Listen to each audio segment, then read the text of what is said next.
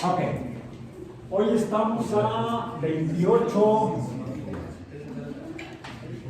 de abril de 2025 en física biológica. Y casi terminamos el viaje. No, ese no. Ese continúa. Comenzamos con la mecánica. La mecánica de Galileo.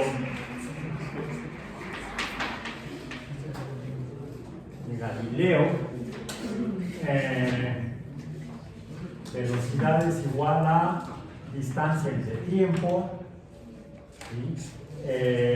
Voy a poner los indicadores de cantidades vectoriales.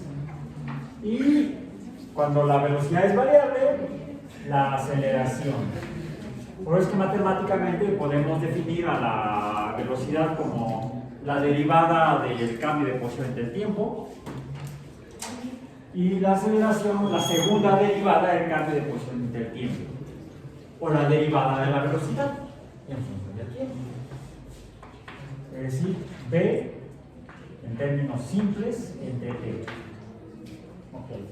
Tenemos ahí una cantidad que parece básica, longitud, distancia, la medida de longitudes, otra cantidad básica, tiempo, y una cantidad derivada que se produce de ella, además a través de la derivada, una derivada, y luego la siguiente derivada.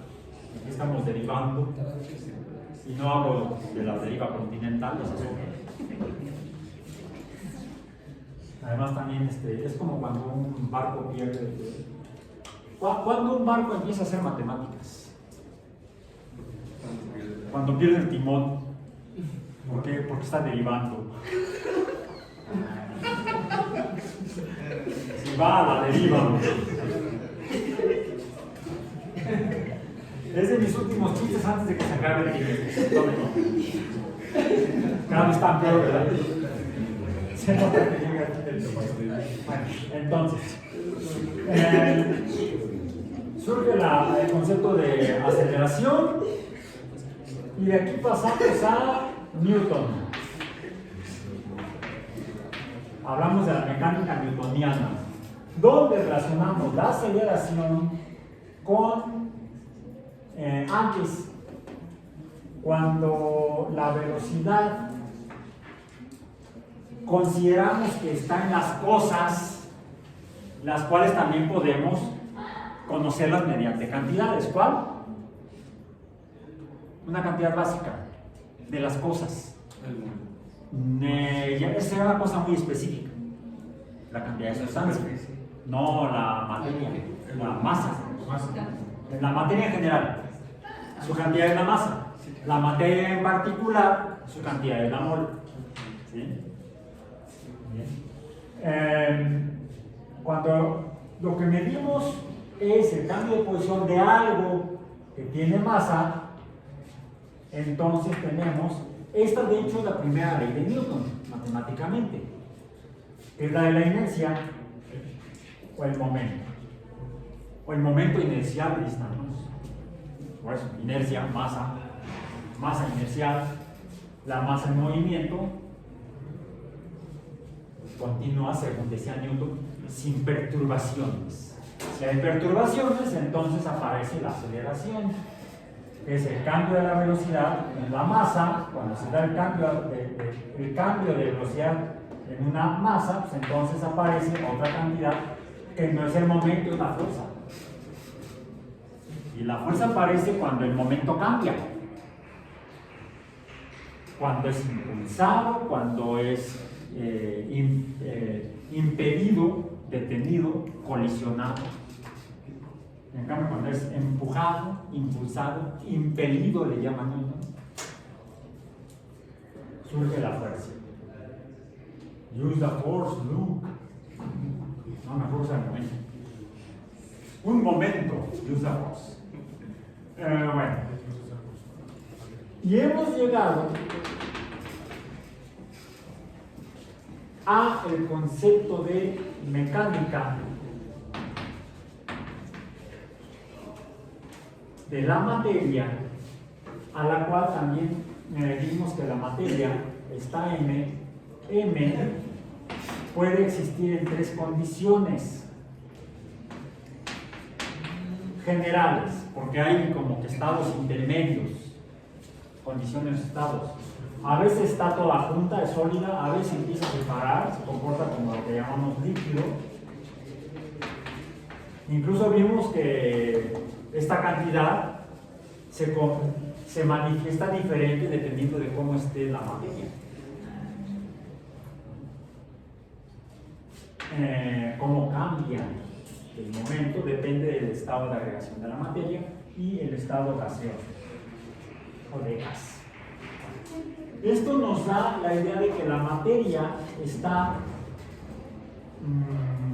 conformada por cositas que se pueden ir disgregando. Un sólido lo podemos ir, es más pesado de lo que era mayor su masa cuando comenzamos el trimestre. ¿Dónde está lo demás? Se ha ido quedando en el pizarrón y luego dice el limpia y se lo lleva. Un poco sigue pegado en la pared ahí, ¿no? Sí, este se va disgregando, la materia está agregada, es un conjunto de agregados, de cositas. Por cierto, el antecedente a este concepto está en Demócrito, que vivía en la isla de Abdera, en el mar Mediterráneo, que dice que la materia se puede ir disgregando, ir cortando en pedazos hasta que llegamos al último pedazo que no se puede cortar, el átomo. Pero es un concepto filosófico el de Demócrito. Y finalmente, el que logra pasar de aquí a acá es Dalton, John Dalton, que nos empieza a explicar que esto está conformado por átomos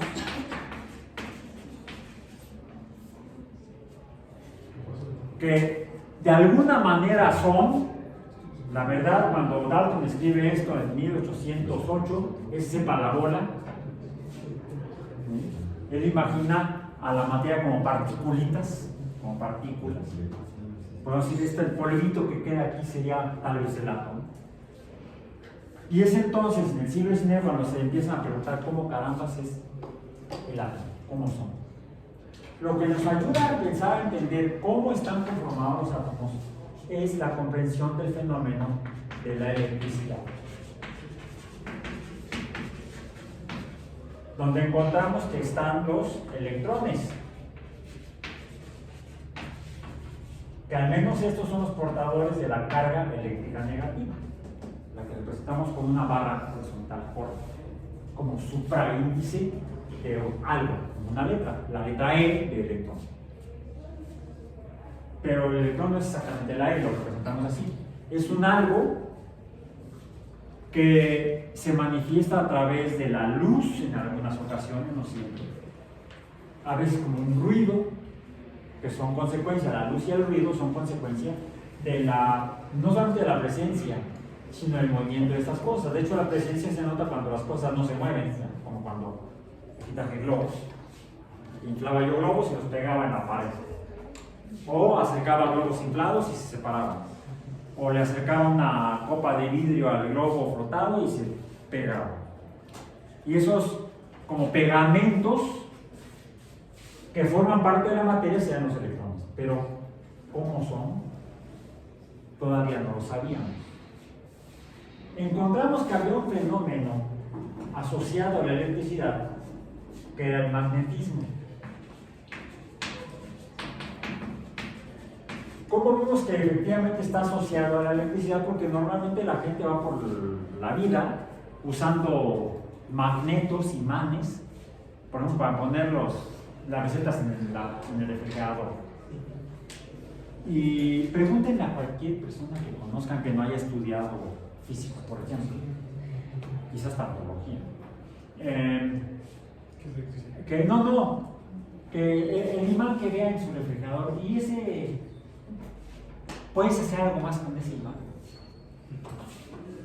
La mayoría de la gente, a menos que se dedique a reparar licuadoras, por ejemplo, les dirá que no. En cambio, el técnico que arregla la licuadora o la lavadora o cualquier aparato eléctrico que tenga un motor, aunque solamente haya llevado la física de secundaria donde se ve muy o no se ve,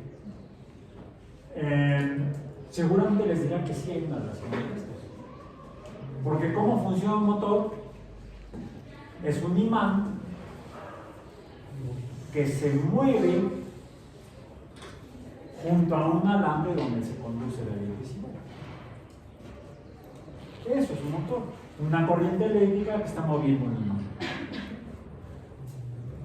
E incluso el electricista que va a arreglar la instalación de una casa porque hubo un cortocircuito o algo por el estilo, también comprende el fenómeno al revés. No, es que lo que tiene aquí es la corriente alterna de no sé cuántos volts y amperes y no sé qué más. Por ejemplo, donde yo trabajo, tenemos de manera que se usa para soldar, ¿no? Y los herreros dicen que no tienes que poner, o sea, no tienes que dejar tu cable en círculos porque es una bobina y puede calentar sin quemarla. Sí. Pues sí, además justo en la bobina se crea un campo magnético, ¿no? Sí, efectivamente. En cualquier conductor eléctrico, cuando se está llevando a cabo la corriente eléctrica, cuando hay una corriente eléctrica moviéndose a través del conductor, se está generando un campo magnético. Y como vimos que es energía, pues es una fuerza que produce trabajo y la realización de trabajo genera calor. Emite una luz invisible, infrarrojo. El infrarrojo es calor, por eso es que se calienta. Hay mucha gente que usa esto sin entenderlo. Y es más confiable que aquel que se pone a escribir un montón de cosas en el pizarrón, que no es capaz de cambiar un foco. Yo los hay por aquí. Bueno, y esto se explica mediante la afirmación de que esta relación nos muestra que estos dos fenómenos físicos aparentemente independientes en realidad son dos manifestaciones de un solo fenómeno, que es el electromagnetismo.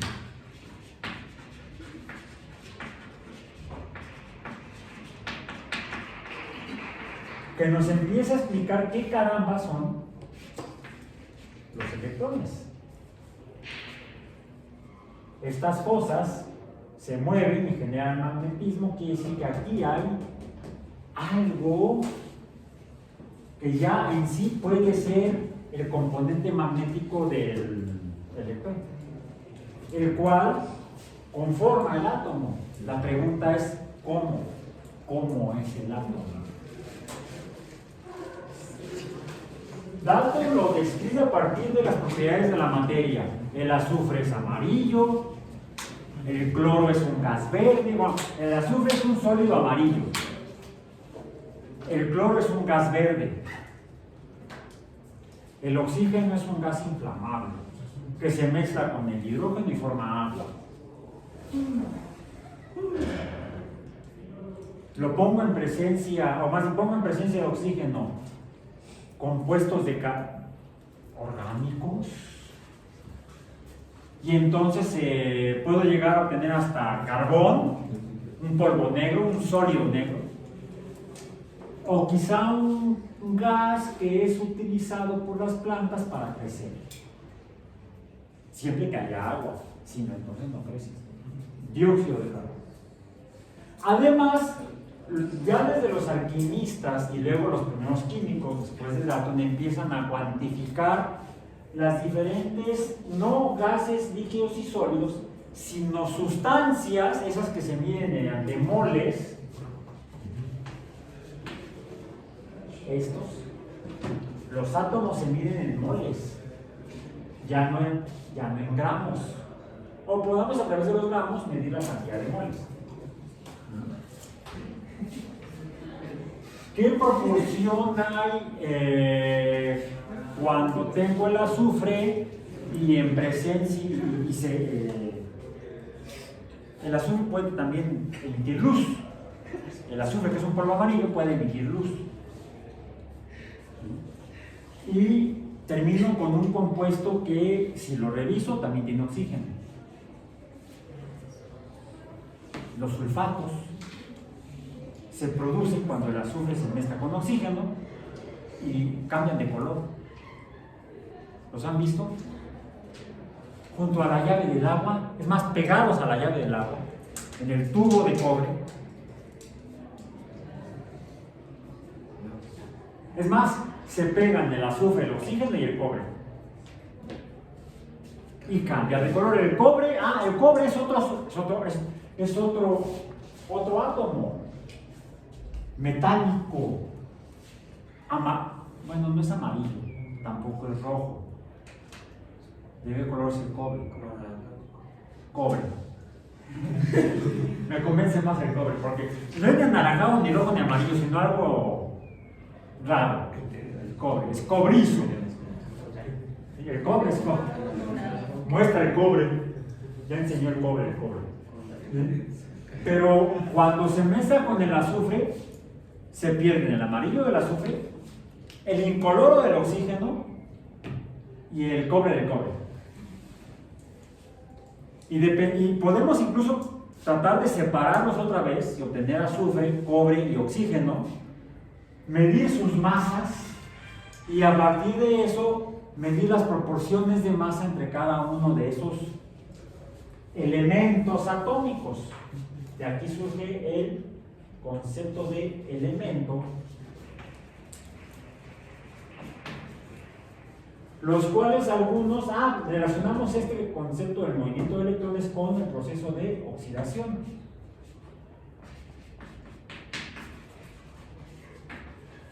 Es decir, los elementos se oxidan.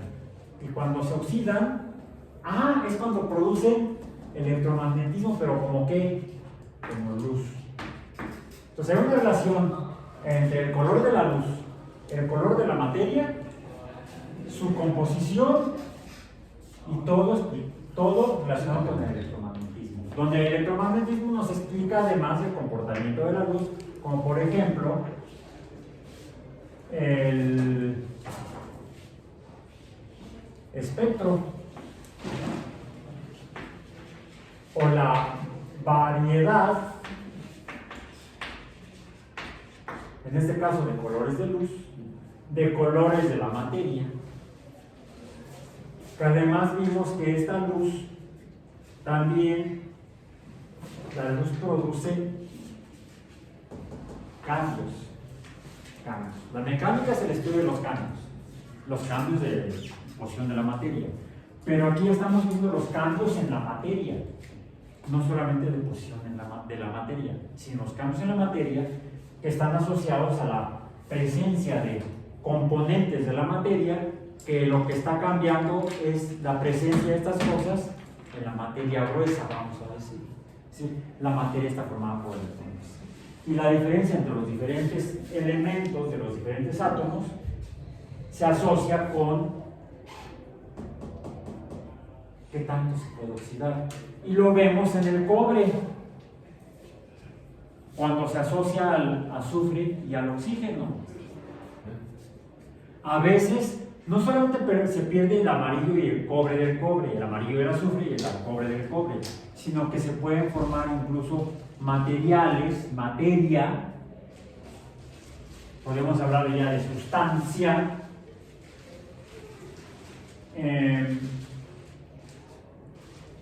diferentes sustancias a partir de los mismos tres elementos químicos, tres átomos, y su diferencia es la proporción entre ellos, cuánto hay de cada uno de ellos, cuando a partir de oxígeno, cobre y azufre obtenemos un polvo verde.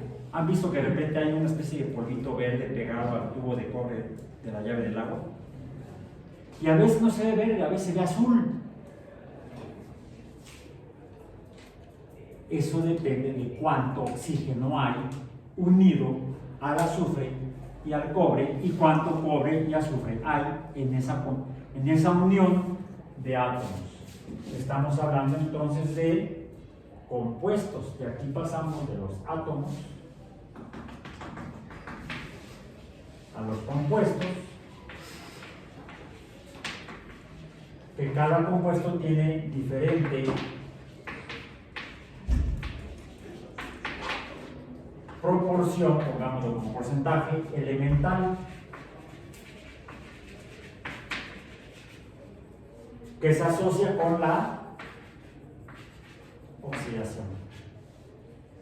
Sobre todo, ¿con cuánto oxígeno hay? ¿Tiene más o tiene menos? En particular en la combinación, ejemplo, de S, azufre, cobre y oxígeno, dos ejemplos de combinaciones de estos son el sulfato cúprico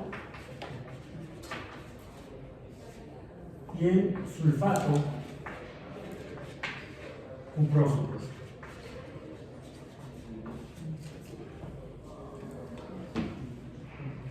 Hasta de eso depende si le ponemos el ico o el oso. El oso, no voy a saber eso. No, ese oso no. Depende de la proporción de oxígeno, principalmente. Si está más o menos oxidado. Si hay más oxígeno en el compuesto o hay menos oxígeno en el compuesto. Revisen las fórmulas proporcionales, las fórmulas mínimas, o además las fórmulas moleculares de estos compuestos, el sulfato cúprico y el sulfato cuproso. Y vean sus propiedades físicas, su apariencia, de qué color es. Van a ver que el color depende de la cantidad de oxígeno o de la oxidación. Y no solo eso. Desafortunadamente ya no lo vamos a poder hacer porque se nos atravesó lo de la semana pasada. Y el trimestre termina el próximo miércoles. La última clase es el próximo miércoles, 30 de enero. O sea, el viernes ya no hay clases. El viernes empiezan las evaluaciones globales del trimestre. Changos. No, osos. Osos, no changos. Pero a lo mejor pueden hacer en su casa, donde tienen ustedes un laboratorio. Bueno, de hecho tienen dos. Uno es el baño y el otro es la cocina.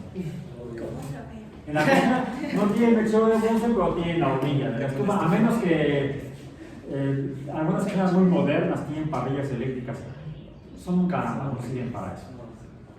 Porque podemos usar la flama de gas natural o de gas propano de la estufa.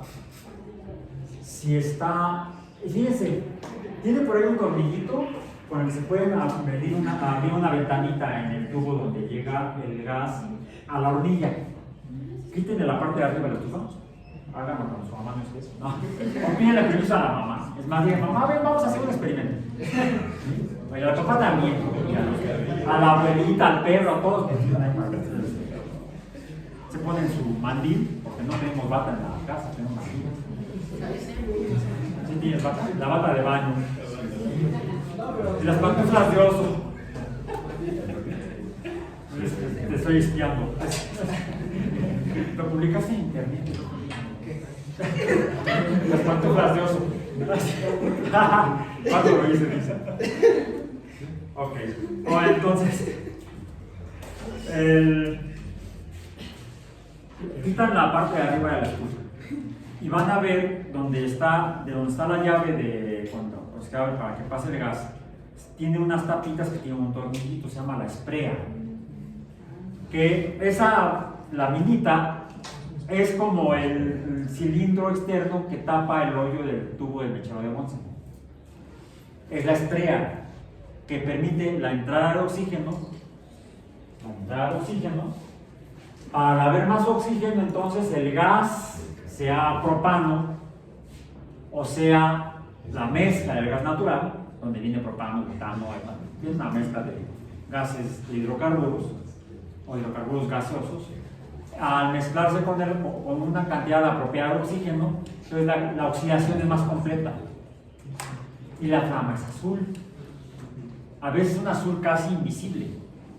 que es cuando tenemos la mayor cantidad de energía consecuencia de la oxidación del hidrocarburo. Está perdiendo los electrones y están emitiendo luz azul.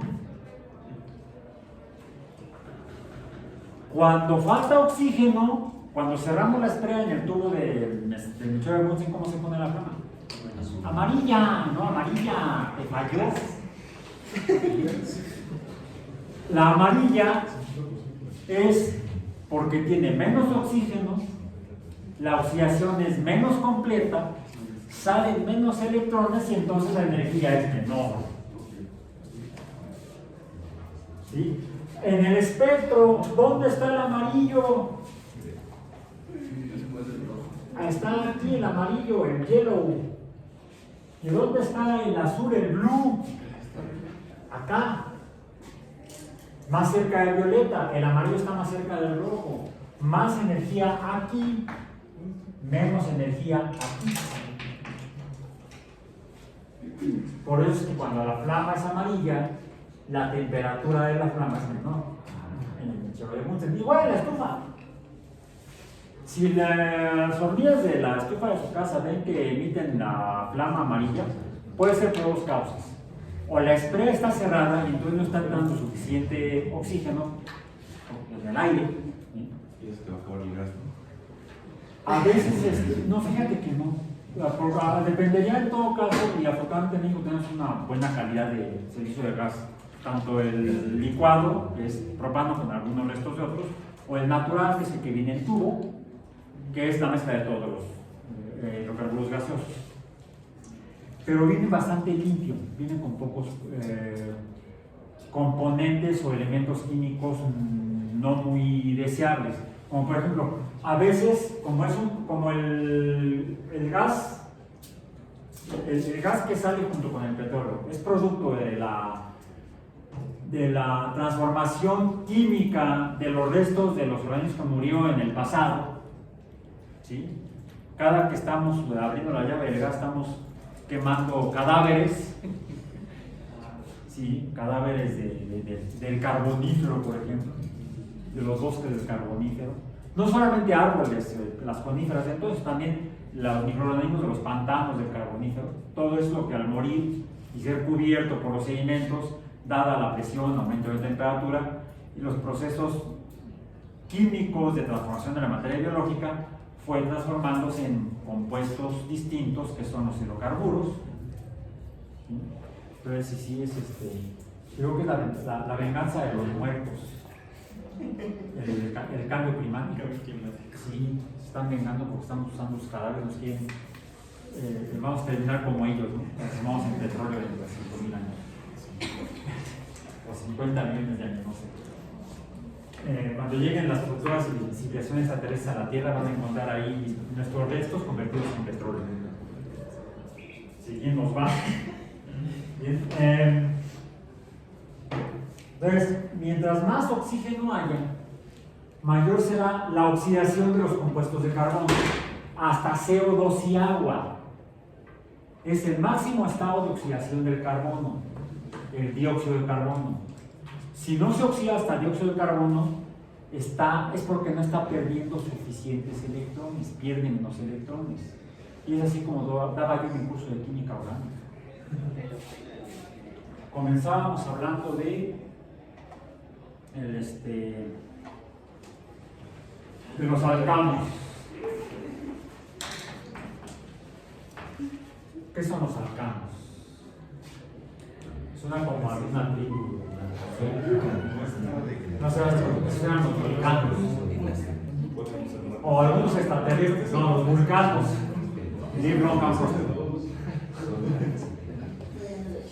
Los alcanos son aquellos que tienen N carbonos, así los dibujamos en química orgánica, todos ellos con hidrógenos.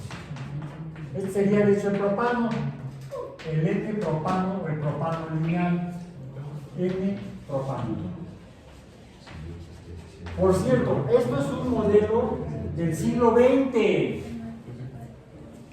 100 años después de Dalton. que empezó a desarrollarse a finales del siglo XIX. La química estructural, a partir de la comprensión de la química del átomo y la presencia de electrones, nos permitió empezar a tratar de entender cómo es que los diferentes átomos se pegan entre sí para formar compuestos. Bueno, si se pegan, ¿cómo se pegan? ¿En qué posición se pegan? Se empezó a pensar en la estructura de la materia a nivel atómico, en la segunda mitad del siglo XIX. De ahí que se empezaron a desarrollar, por ejemplo, modelos como el modelo de Lewis, que tal vez inspiraron el curso de química orgánica. Lo están estudiando. Entonces, este sería de hecho el modelo de Lewis del propano. Otra forma de representarlo es C3H8. Son, de hecho, el número de carbonos por 2 más 2. 3 por 2, 6 más 2, 8. La fórmula general de los hidrocarburos. Alcanos es CnH2n más 2. Los alcanos. Los alquenos, ¿qué es un alqueno? Para que no se acuerde el alcohol. Alqueno, para que no se acuerde.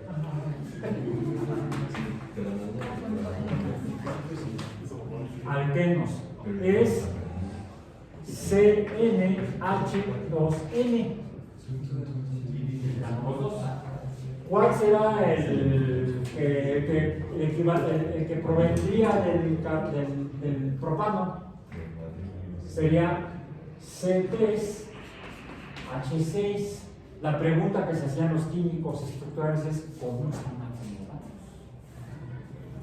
Bueno, carbono, carbono, carbono. ¿Y dónde le pego los hidrógenos? Nada más 6. 1, 2, 3, 4, 5, 6. Voy a poner aquí esto para que no se confunda. En cada extremo donde no voy a pintar átomos hay un hidrógeno. Es la regla en química orgánica. Pero la proporción del carbono nos indica que siempre tiene unidos 4 cosas. 4 átomos. O está unido a 4 átomos. O tiene 4 átomos. Pero en el caso de los alquenos nos muestra que no es cierto. Porque aquí faltarían 2 átomos. ¿Dónde están esas dos uniones? Bueno, ahora, las uniones se dan mediante los electrones. Pero el problema de tener la unión de electrones es que ambos tienen carga eléctrica negativa.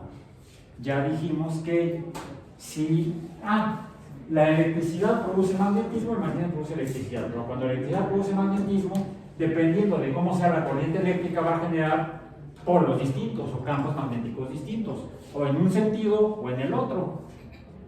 Entonces, si la corriente eléctrica es, decíamos, para allá, el campo magnético está indicado por los dedos de la mano derecha, no por el pulgar. El pulgar indica la corriente eléctrica, la dirección de la corriente eléctrica, y los dedos indican el sentido del campo del magnetismo, de la fuerza o campo magnético. Quiere decir que si en lugar de que la corriente de mí vaya, si la corriente viene, ahora el campo magnético es diferente. Aquí sería, vamos a decir, tendría respecto a ustedes esta forma. Si corre al revés, ahora tiene la forma opuesta. Quiere decir que el polo magnético será distinto. Por eso es que si tenemos una corriente que va y otra que viene, tendríamos polos distintos y entonces podría darse una unión magnética donde hubiera cosas con carga eléctrica igual. Así es porque así se pueden mantener dos electrones juntos, cada uno proveniente de un átomo diferente. La existencia del enlace químico la explican la electricidad y el magnetismo. La electricidad diría: no puede haber enlaces químicos. al menos no a través de electrones. ¿Por qué? Tienen la misma carga eléctrica. La ley de Coulomb dice que no se pueden juntar. Bueno, la ley de la fuerza magnética dice que sí. Si las cargas eléctricas de los electrones están en movimiento, estarán generando campos magnéticos, y de ahí surge una cantidad que se explica en la mecánica cuántica como el enlace químico, este de aquí, se explica mediante la cantidad cuántica de el spin. Uno en un sentido, otro en el sentido opuesto, lo que por ahí alguien pintó, creo, al menos parece como que estaban pintando spines, aunque los tienen dos en el mismo sentido, no sé. Cuando dos spines son iguales, no se puede formar enlace químico, se le llama antienlace. No se puede formar enlace. Para que se pueda formar enlace deben tener spines distintos. Habría entonces fuerza magnética para poder mantener, si no pegados, si cerca, dos electrones. Y esa región donde están cerca dos electrones es lo que nos explica cuál podría ser la forma del átomo, al menos de la presencia de los electrones. Ahora, tuvimos que esperar prácticamente 100 años a partir de la teoría del átomo para poder encontrar el primer modelo decente de átomo. Y ese se lo debemos a, déjenme ver, mi acordeón dice que fue J.J. Thomson. John James Thomson, el descubridor del electrón. Y dijo, los electrones están ahí metidos en los átomos. ¿Cómo? Ahí metidos. Ahí están. Y de ahí se salen en la oxidación. Y se meten en la reducción. J.J. Thomson. Entonces, de aquí pasamos a John James Thomson. Que vamos a los electrones.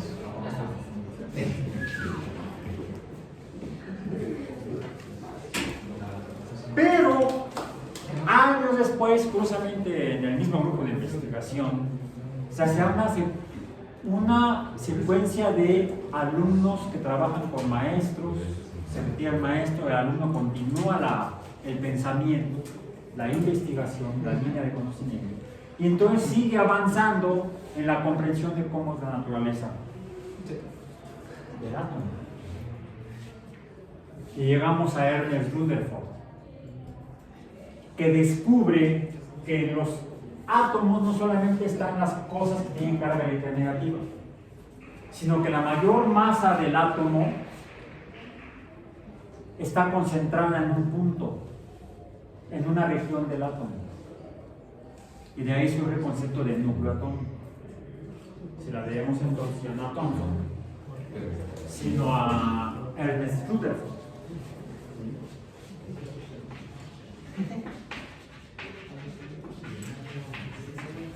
Que descubre entonces el núcleo que tiene la principal cantidad de masa. La masa del átomo está concentrada en el núcleo. Y entonces los electrones ontan. Bueno, ahí llegamos al modelo de Niels Bohr. Por cierto, no se da todo en el mismo lugar, todo el conocimiento no sé. Sí es cierto, donde trabajó Newton, en Inglaterra, es donde luego Thomson descubre el electrón. Rutherford, curiosamente, no nació en Inglaterra, nació en Nueva Zelanda.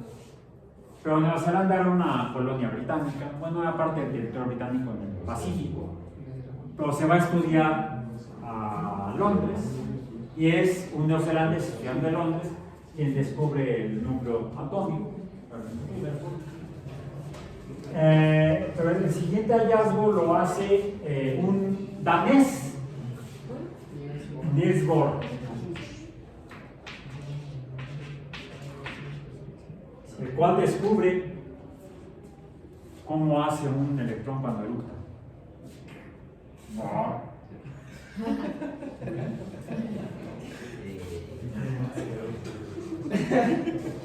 No, lo que dice Bohr,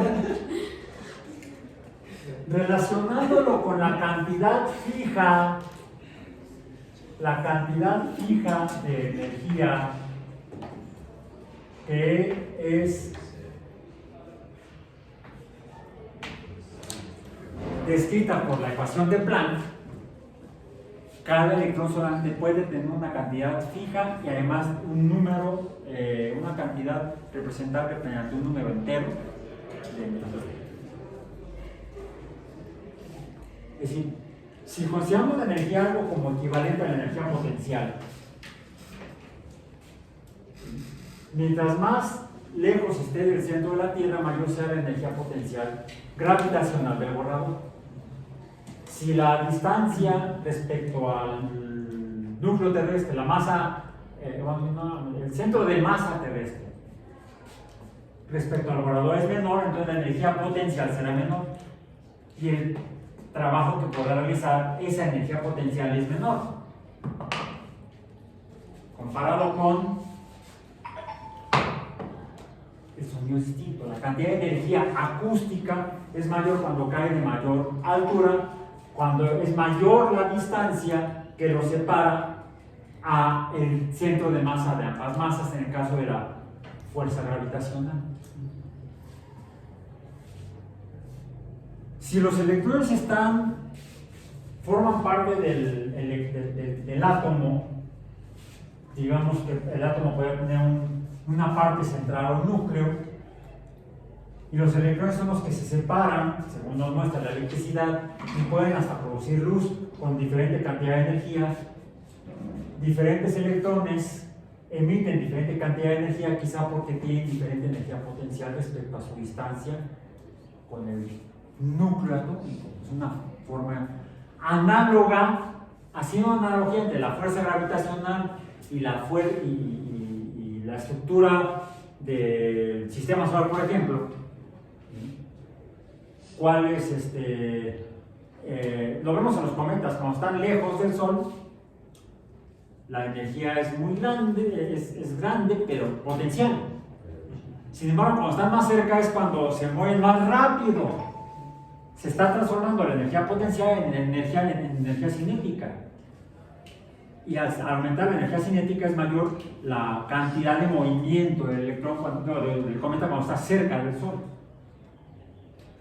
Algo similar podría suceder con los electrones en su distancia respecto al núcleo. Si están más lejos, la energía potencial será mayor, y si se van, esa energía, al romperse como la cuerda de un violín, una cuerda de un violín está tensa, y mientras más tensa, cuando se rompe está peor el chicotazo, por eso yo no toco el violín. Nunca se me ha roto un hoyo de la flauta. Sí me gusta más es más tranquilo, más seguro ejecutar música con instrumentos de música medieval, como las flautas dulces.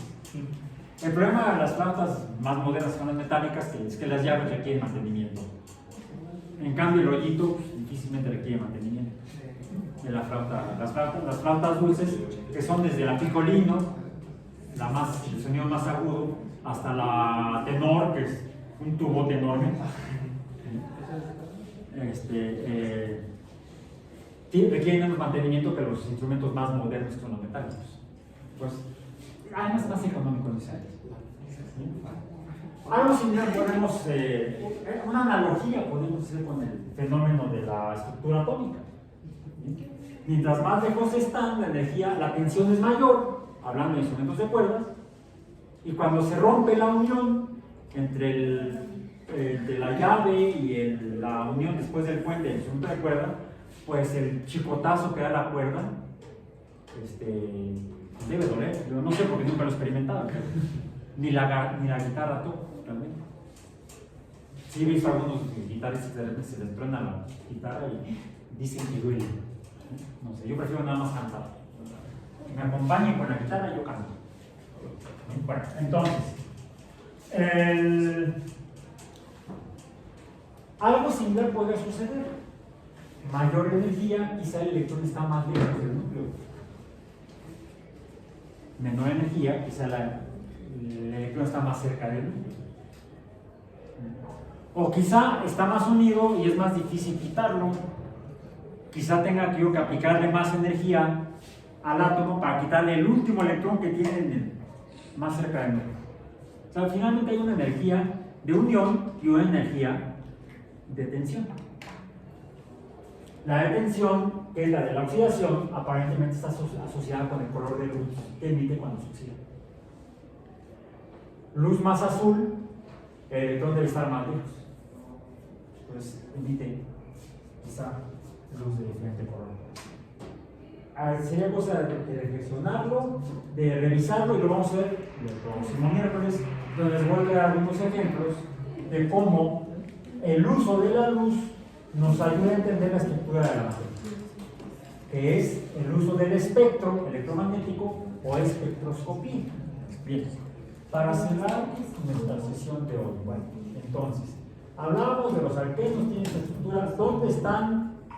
Cada átomo de carbono puede tener entonces 4 uniones a través de uniones de electrones que tengan espines diferentes, para que entonces haya una fuerza magnética que mantenga a los electrones cerca.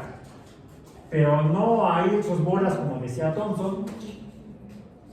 Rutherford dice, el modelo de Rutherford normalmente lo representan como ese en el que el núcleo está en el centro y los electrones están uno aquí, digamos que otro acá, y la diferencia es que este se mueve así y este se mueve así, y acá habría otro tal vez, y este se mueve así.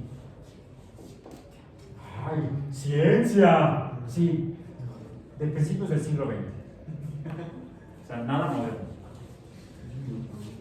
Ya ustedes deciden si su negocio de divulgación de la ciencia lo promueven con... Es como querer poner en tu agencia de coches, promover la venta de autos modernos, eléctricos, con un Ford modelo T. O sea, ¿han visto las carcachitas esas que hacía inicialmente Ford para hacer los cambios? Con la que se hizo el Ford modelo T, ¿no? Es el equivalente al Ford modelo T en química. Bueno. Bohr ya dice que cada electrón, al emitir un color de luz diferente, hay la aportación de otros físicos, pero remitirnos a Bohr, cada electrón emite un color diferente porque está a una distancia distinta del núcleo atómico. Y además solamente puede estar, de acuerdo a la ecuación de Planck, a una distancia y paz. No puede estar más cerca o más lejos, porque entonces sería otro electrón. Su personalidad depende de dónde está. Saben, son revolubles los electrones. Falsos como ellos somos. No, nos dice la realidad de su ubicación dependiendo de la energía que tienen. Y así pasamos con Bohr al modelo donde está el núcleo atómico en el centro y los átomos, los electrones alrededor del átomo, que sean como las órbitas de los planetas alrededor del Sol.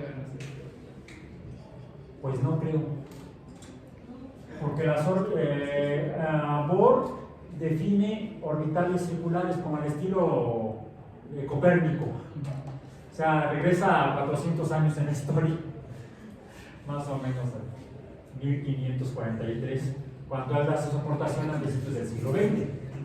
Bien, pero más bien se refiere a que cada una de estas regiones está a distancia constante, definible por un número entero fijo, un cuánto, una cantidad exacta.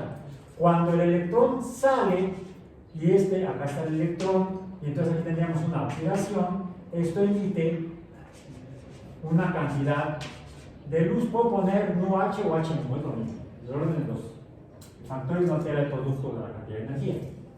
Donde esto es, les digo, una cantidad fija y distinta y no hay valores intermedios. Si, por ejemplo, el electrón pasa al orbital que está por acá, entonces se aleja. Por cierto, el electrón puede regresar. Y también aquí hay otra cantidad de luz que se emite, HU, la cual es menor a la cantidad original. ¿Por qué? Porque la energía es la capacidad de una fuerza para realizar trabajo. Y la termodinámica nos mostró que esa cantidad de energía, hay una cantidad que ya no se puede recuperar. ¿Cuál dijimos? La entropía. Entonces, cuando regresa, la luz emitida es de una cantidad menor o frecuencia menor. Si emite luz azul, cuando regresa, la luz emitida sería menor, de manera que regresa a la azul, tal vez sería verde. Y estamos hablando de fluorescencia, por ejemplo, o de fosforescencia. La diferencia es el tiempo que tarda en regresar el electrón al orbital original. Le decimos al orbital basal o a su energía basal.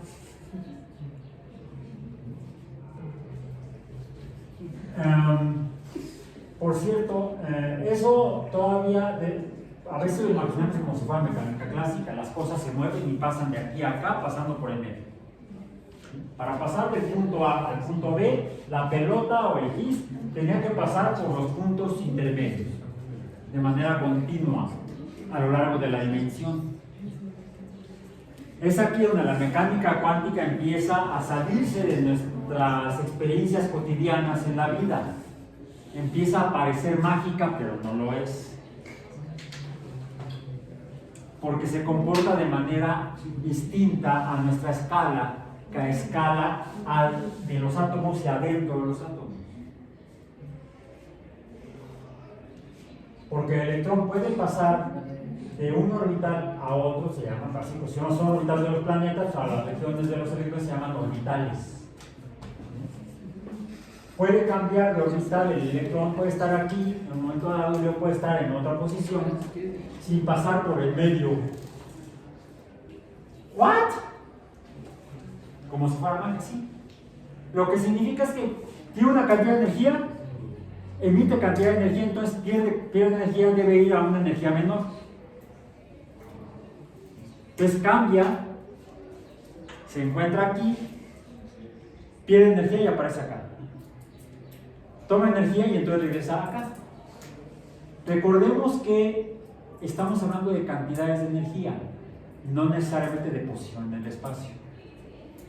Sí, la posición en el espacio depende de la energía, pero es consecuencia de la energía la posición. Para eso me traje estos globos.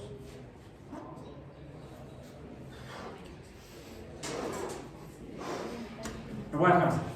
Si no, va a tomar una forma. O no, si de una vez que tome una forma más.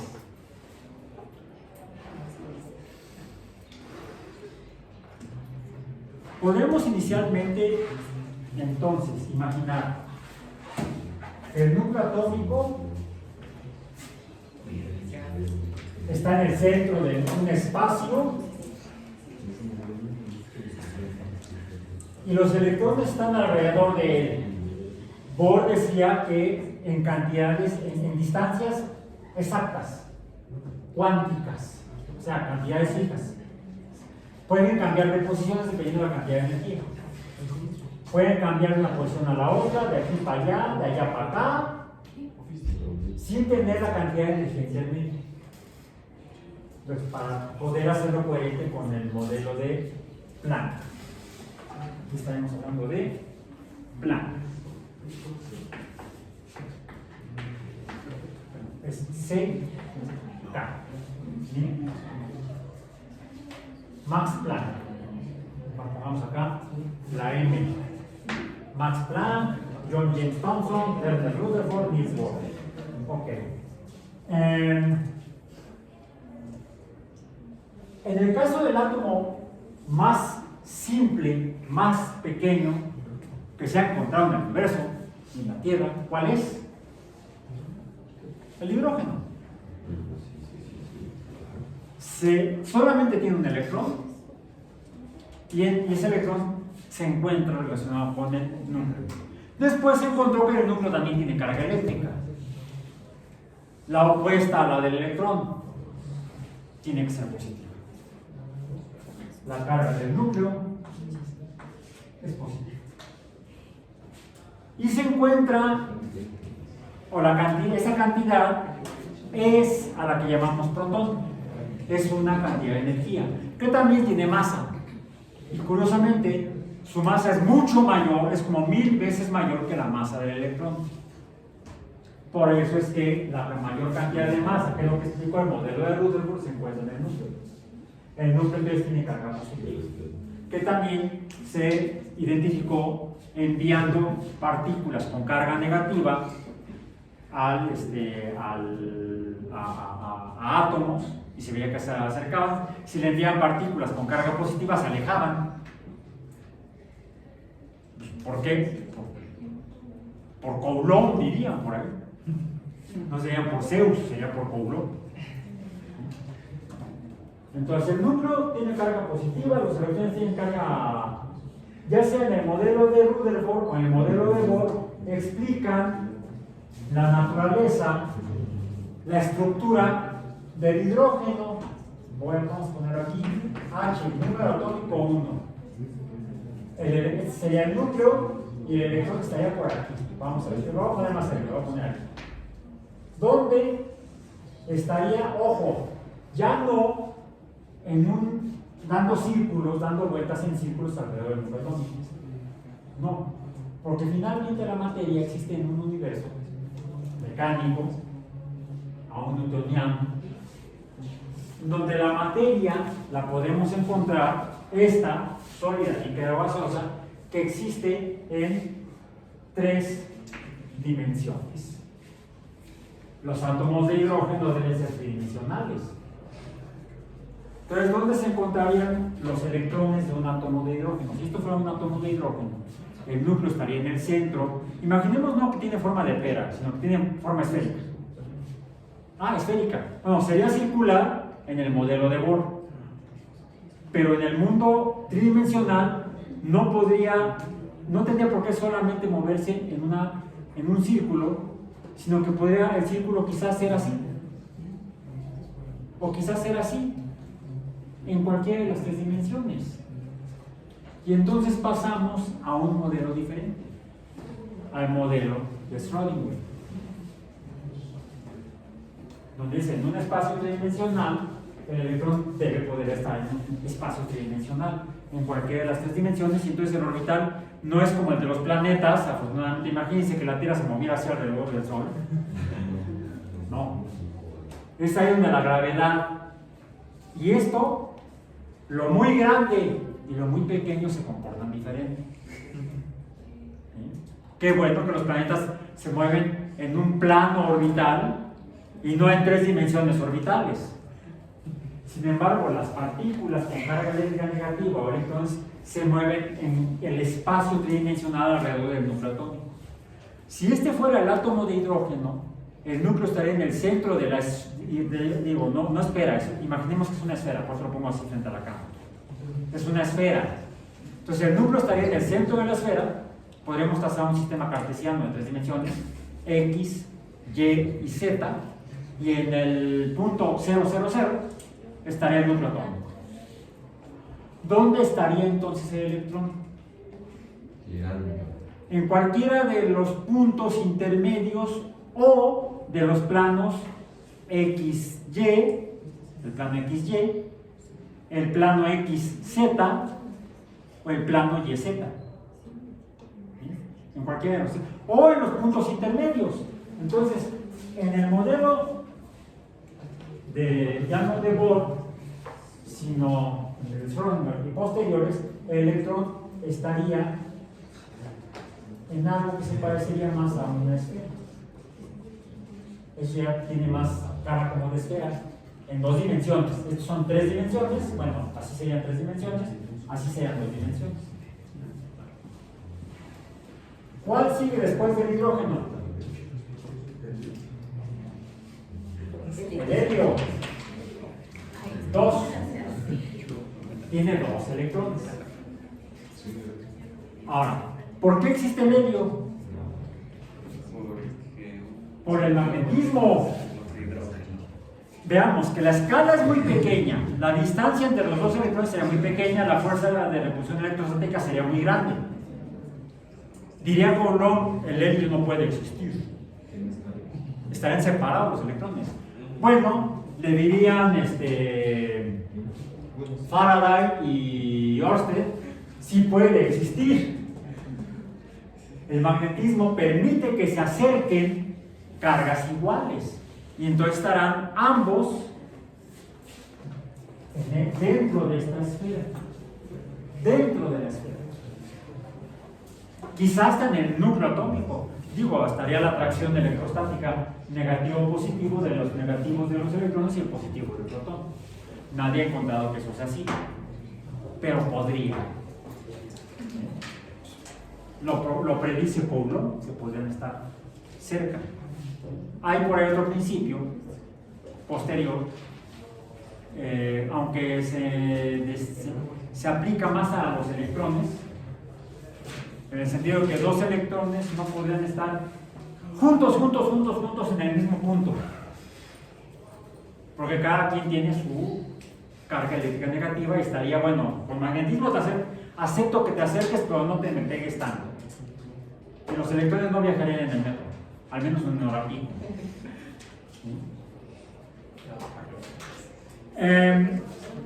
Pero hay más elementos químicos que solamente hidrógeno y helio. ¿Cuál es el que sigue? El litio. El litio. Li. Número atómico 3. ¿Dónde lo ponemos? No puede estar en el mismo espacio esférico del hidrógeno y el helio.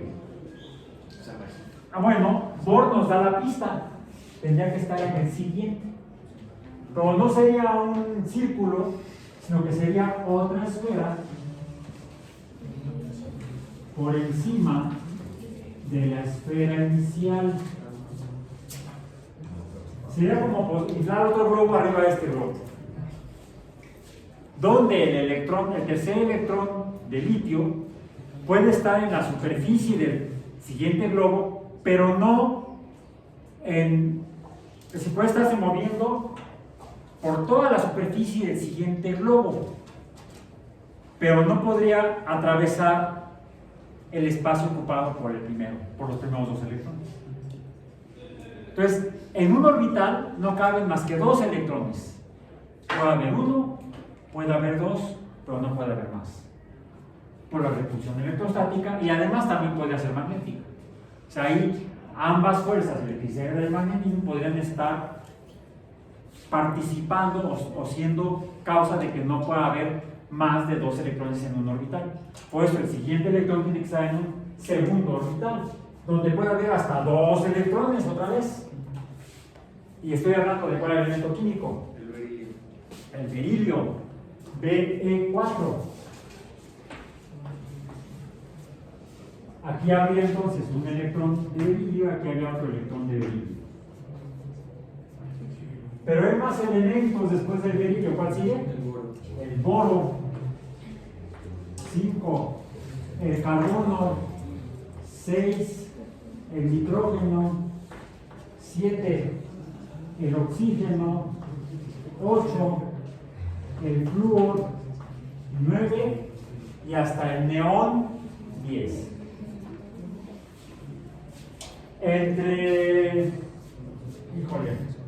¿Dónde pongo el siguiente electrón del berilio? Del boro. Y los dos electrones siguientes del carbono. Que miren lo que puede hacer el carbono. Que por cierto no lo puede hacer ningún otro elemento químico. Ni el silicio, así que no piensen en vida extraterrestre basada en silicio. Denme este globito, por favor.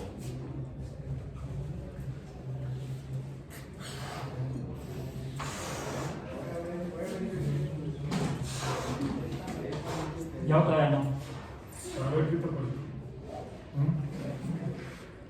¿Ya? ¿Un poco más? ¿No? Ya me pasé. Más, al revés. A ver, bueno, ya deciden. Es que es un positivo, un negativo, un spin más, un spin menos. A ver, así, los dos igual. A ver, allá nos dicen. ¿Le saco aire? Sí. Sin miedo, dice, ¿no? Ya se pasó. ¿Ya? Ahí está. Ahí lo dejamos, para no tardar más, ya tenemos que terminar esto. Ok.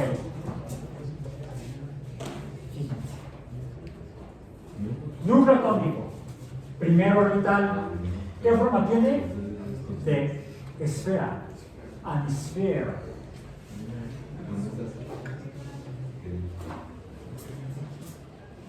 S.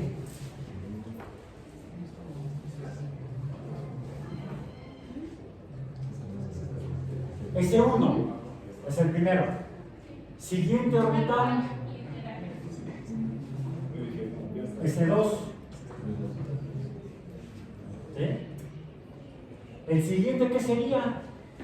Necesito poner 2 electrones, pero no puede ser.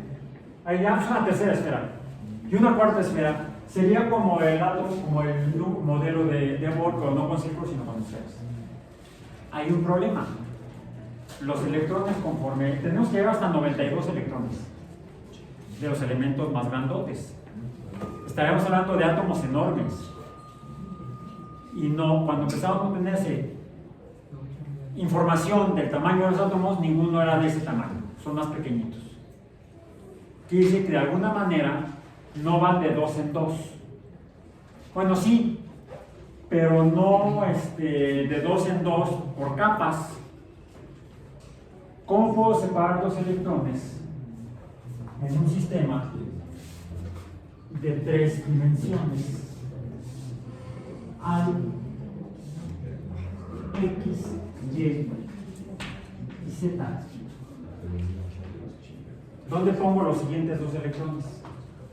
El del boro y los del carbono.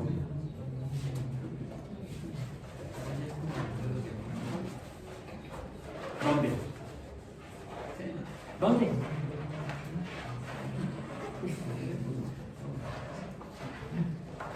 Ahí están.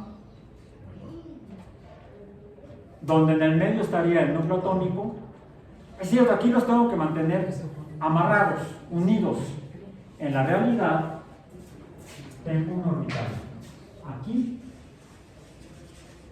no está en contacto y acá el otro. Están cerca del nivel 2. Es más, debo poner los números en otra posición.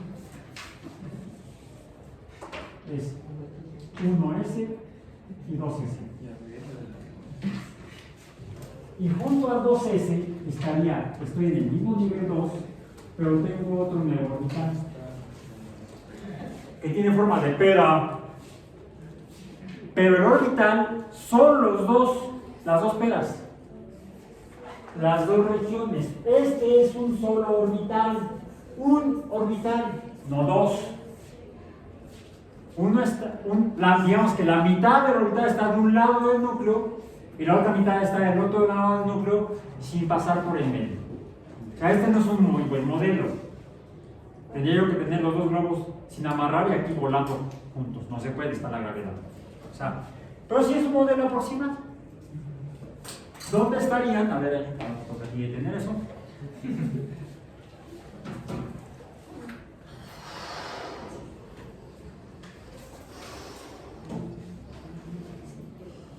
Ya todavía no. Ya, ¿no? Por ahí. ¿Dónde están los del nitrógeno y el oxígeno? Los del siguiente par. ¿Para entenderlo?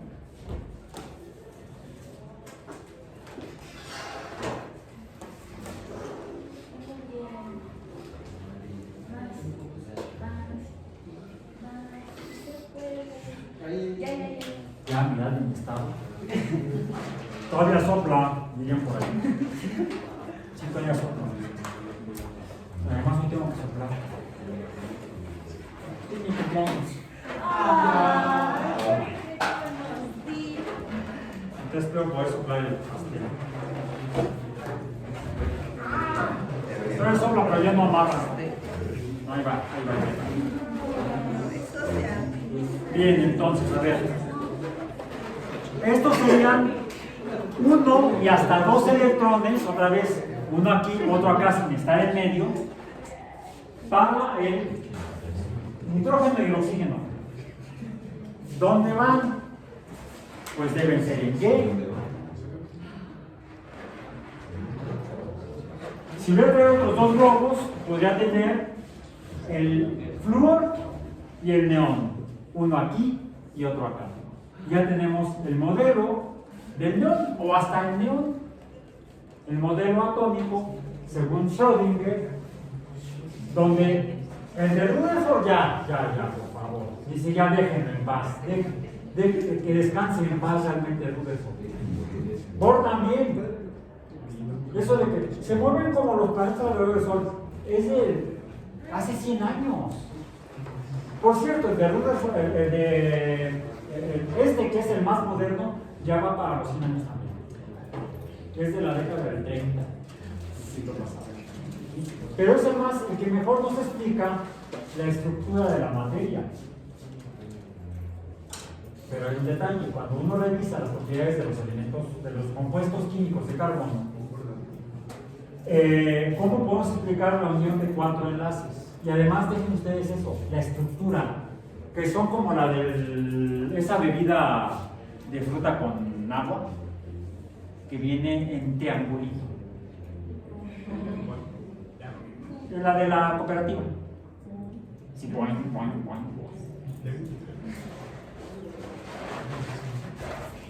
Ahí está. Un tetraedro regular. ¿Sí? Donde aquí está el núcleo de carbono, habría en medio dos orbitales S, los primeros dos electrones, los siguientes dos electrones, y es lo más loco de esto. Los otros dos electrones están en cualquiera de estas regiones. Inicialmente diríamos que habría acá, entonces, este sería 2P en X,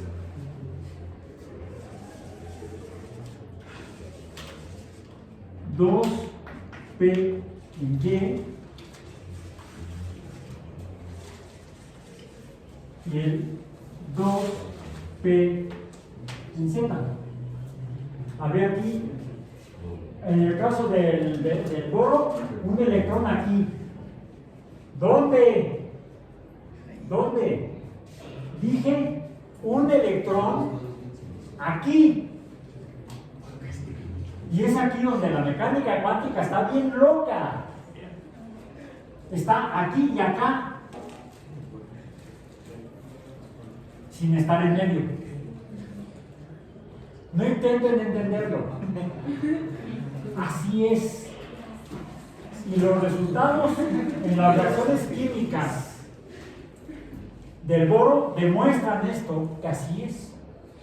El electrón está aquí y acá al mismo tiempo. Los estudios con el espectro electromagnético demuestran que así es el boro. Tiene un electrón en dos espacios en el espacio, simultáneamente. Sí, así es la realidad a escala cuántica. No tiene que ver con nuestra realidad a nuestra escala. Sí, en el interior de nuestras moléculas, pero no con el conjunto de todas ellas operando para generar como vida, ni siquiera como universo. El universo es como esa escala grande debido a esto. Pero esto opera a la escala más pequeña de lo que existe en el universo. Los siguientes dos electrones del carbono podrían estar en diágono, uno en X y otro en Y. Bueno, podría ser en X y en Y, o en X y en Z, o en Z y en Y. Un electrón, otro electrón, 2, 4, 6, 2, 4 y 6. No, 6 acá. Uno aquí, otro acá, o uno aquí y otro acá. Y entonces habría un orbital completamente vacío. Hay una regla empírica que se ha encontrado que dice que aquí lo que tenemos son diferentes niveles de orbitales. Mientras más cerca, una cantidad de energía, mientras más lejos, otra cantidad de energía, y estos están más o menos en la misma cantidad de energía que el S, por eso son 2 en el nivel 2, pero con una distribución diferente que les da una propiedad energética distinta. De hecho, tiene un poquito más de energía que los 2s. Pero al no ser tan diferente la energía de los 2s, los 2 electrones del nivel 2s y los 2 electrones del nivel 2p se pueden repartir la energía en regiones de cantidad de energía igual. Estos 4 orbitales tiene cada uno un electrón con la misma cantidad de energía cada uno de ellos. Cierren la puerta, por favor. Bueno, entonces, por eso es que el carbono puede formar 4 enlaces. Y no solo eso, por eso es que la distancia angular entre estos enlaces tiene ese famoso valor que nos hicieron memorizar en su clase de química orgánica. ¿Cuál es el valor del ángulo de los enlaces del carbono sp3? ¿Por qué sp3? ¿Cuántos orbitales hay en el nivel 2p? X, Y, Z, 3. ¿Cuántos orbitales hay en el nivel 2? S. PX, PY y PZ son 4 orbitales en el nivel 2. Estos 4, que serían un esférico y 3 en forma de pera, doble, se juntan y forman un solo tipo de orbital, que no es ni S ni P, sino SP, pero no cualquier SP, sino SP3. Son 3 orbitales P y un orbital S que se juntan para dar 4 orbitales SP3. Tenemos aquí 4 orbitales de forma SP3. En lugar de dibujarlos ahí todos chocos en el pizarro, mejor se los muestro en 3 dimensiones. Pero recuerden, no están unidos por el centro. ¿Qué más puede ocurrir a partir de esta estructura? Lo veremos en nuestro último episodio. No se pierda. Nos vemos entonces el miércoles.